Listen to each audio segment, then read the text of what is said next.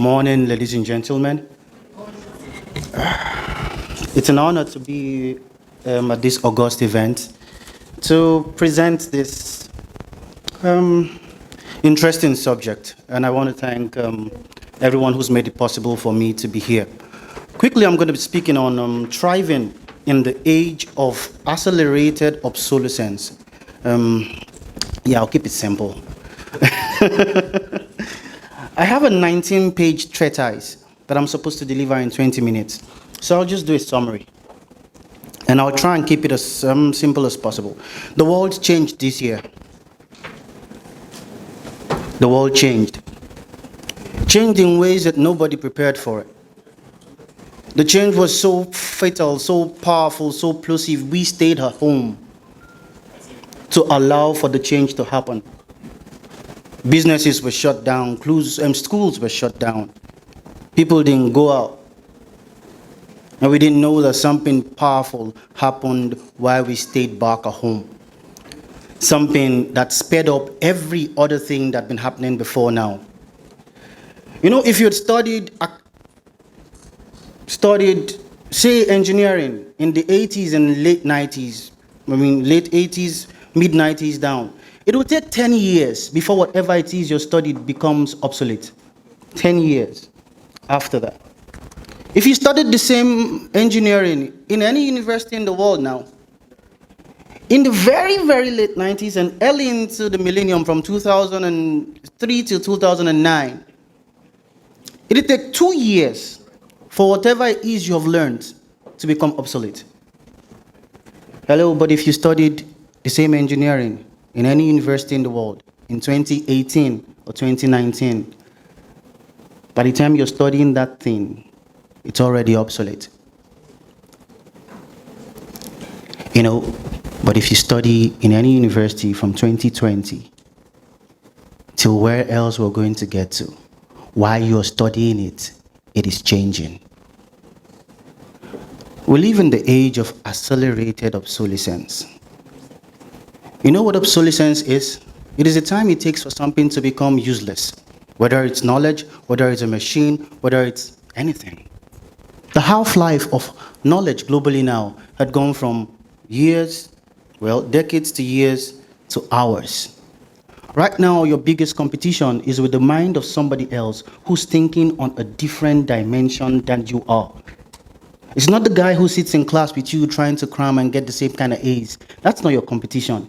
Your competition is some boy in Timbuktu or Harare, some boy in some schools in England or London who's thinking on the next iteration about what you're studying just now.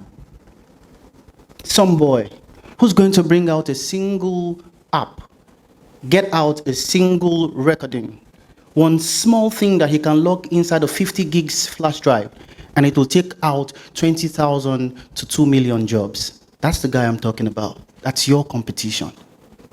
So how do you survive in this kind of age? Let me just skip and just run to something that is particularly important.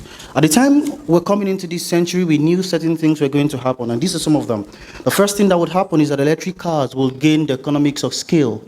If you're very observant and you listen to news a lot, the British government first said that by 2035, they are going to phase out all fossil fuel cars by 2025. That was the first thing they said in 2019. Hello, 2 weeks ago. They moved the date forward. It's now 2030. By the time the year is done, they will find another excuse to bring it to 2025. You know why? The impetus is stronger now for the world to transit. So imagine that you're studying electro or petrochem engineering, and you think you're going to kill it big in the world of oil. I have bad news for you. You've got to figure out what to use oil for than power, because the world is moving. And it's not too far. By the time some of you are graduating, we would have entered smack into the green age. All right. 3D technology will mature and begin to restructure the manufacturing and fabricating industry. Half of our shoes now from Nike are 3D printed. The technology for 3D is particularly simple, but now it's becoming a lot more simple and easy to afford. What's going to happen is that everybody in manufacturing and fabrication, like 50% of them will lose their job across board. So permit my very negative stance first, because I'm going to get to a positive place before I wrap up. I just want you to see what's going to happen. But sometimes it's the future you're prepared for that you can actually face. The worst kind of future is the one that hits you unawares. It shatters the very foundation of your being. It stops you from moving. It makes you helpless. Okay. So we'll enter into the green age, and then the era of carbon fuels will begin to fossilize. I like to use a story to drive this. In the 90s, there's a bank that is now defunct in Nigeria called Bank PHP. They used to have these beautiful adverts where a car drives into a filling station and the nozzle of the whatever, the tank is filled with water. And then the guy would remove the nozzle and beat himself, and they say, someday cars will run on water. Now, we thought that was wishful thinking. Just last year, 2019, a small Igbo boy at the backside of nowhere who had not the benefits of a university education, who didn't know anything about complex physics and quantum mechanics. It will mean that you have to learn to manage your time as a student a little differently now. It will mean that while you're teaching and you're being taught and you're being lectured in class, you're Googling, you're searching out things, you're learning things, you're looking at how that knowledge you're learning would have changed in the next 5 or 10 years, and you're going ahead of time to position yourself. This is the best time to be a student, because now it's going to call you to really tax your mental powers and see who you can grow up into. Africa will rise if you rise. Africa will be better if you get better. I like to say that the future of this continent is not tied to political parties and political leaders. And it's true, because every nation rises now on intelligence. Intelligence is never tied to a single specific dispensation. Intelligence evolves. And until this cream of people evolve and carry the body of knowledge that drives their dispensation, Africa will not rise. Maybe I look at you and I see our future, but can you make that future real?